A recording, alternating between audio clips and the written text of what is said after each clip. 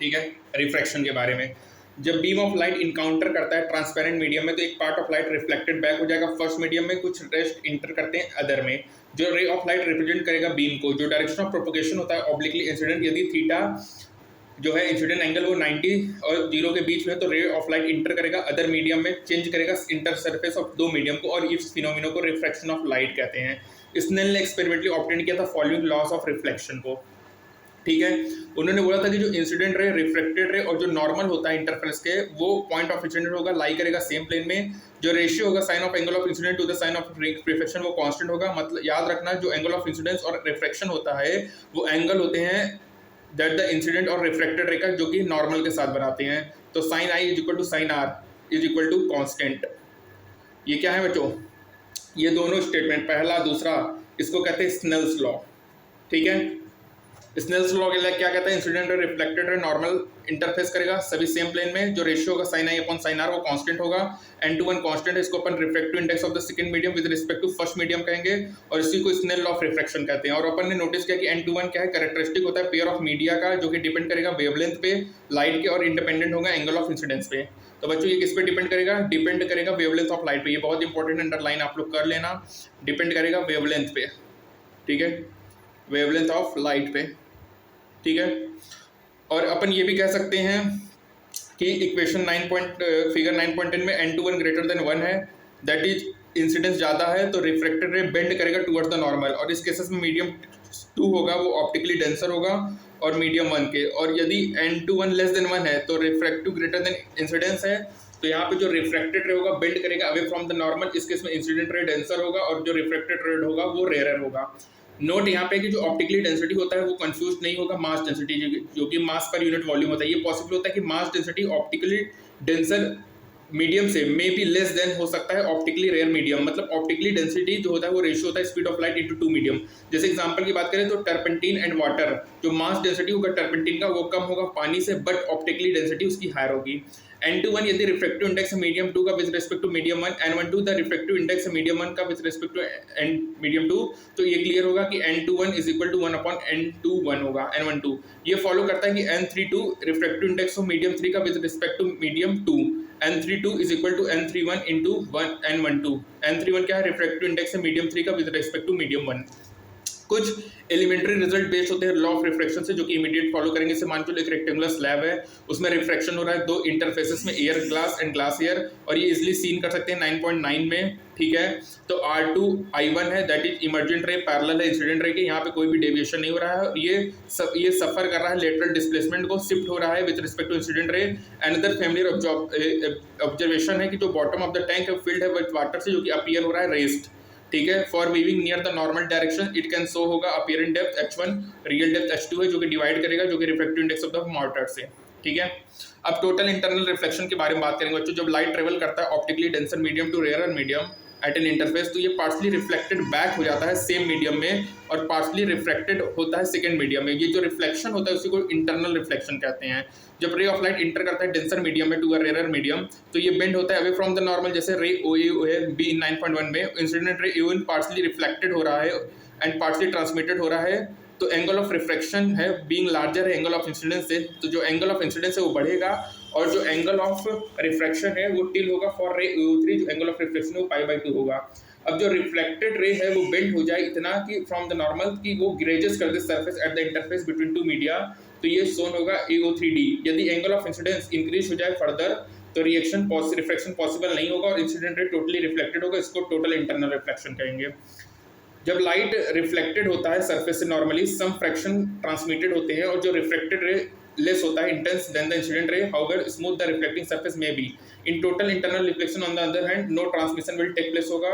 यहाँ पे जो एंगल ऑफ इंसिडेंस होगा corresponding to angle of refraction वो 90 डिग्री होगा, जिसको अपन क्रिटिकल एंगल कहेंगे for a given pair of media. और स्नेल लॉ से अपन देखेंगे यदि relative refractive index refracting medium का लेस देन 1 है तो maximum value of sine r is unity होगा। यहाँ पे अपर लिमिट वैल्यू होगा साइन i का, which is the law of satisfied that i is equal to ic such that sine ic is equal to n/1 for value of i larger than ic Snell law refraction can not be satisfy होगा, और यहाँ पे कोई भी reduction possible नहीं होगा। जो refractive index होता है डेंसर मीडियम का with respect to rare n/1 is equal to 1 upon sine ic, कुछ टिपिकल क्रिटिकल एंगल दिए हैं वाटर का दिया है, crown glass, dense flint glass और डायमंड का, ठीक है।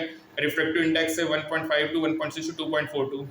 अब यहाँ पे एक डिमोन्स्ट्रेशन देखेंगे टोटल इंटरनल रिफ्लेक्शन का। एक सभी ऑप्टिकल फिनोमेना जो होता है वो डिमोन्स्ट्रेटेड होते हैं very easily use of laser ले, टार्च ले, पॉइंटर ले, जो कि इजीली अवेलेबल होते हैं। सपोज करो देखो ग्लास बीकर लिया with clean water in it और उसमें कुछ ड्रॉप्स के मिल्क को डाले या कोई other suspension of to water और स्टर किए और वाटर बिकम लिटिल टर्बिड और एक लेजर पॉइंटर लिया और साइन की उसके बीम को थ्रू द टर्बिड वाटर, तो तुम देखोगे जो पाथ ऑफ बीम है इनसाइड वाटर वो साइन कर रहा है ब्राइटली।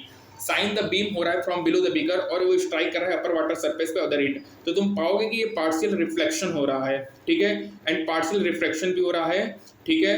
और जो लेजर बीम है वो वन साइड बीकर के है, वो स्ट्राइक कर रहा है अपर सरफेस वाटर को मोर ऑब्लिकली, और एडजस्ट करेंगे डायरेक्शन ऑफ लेजर बीम को तो तुम देखोगे कि एंगल है फॉर विच द रिफ्लेक्शन है वो the water surface totally absent होगा, beam is totally reflected back to water होगा और ये टोटल इंटरनल रिफ्लेक्शन है, ठीक है।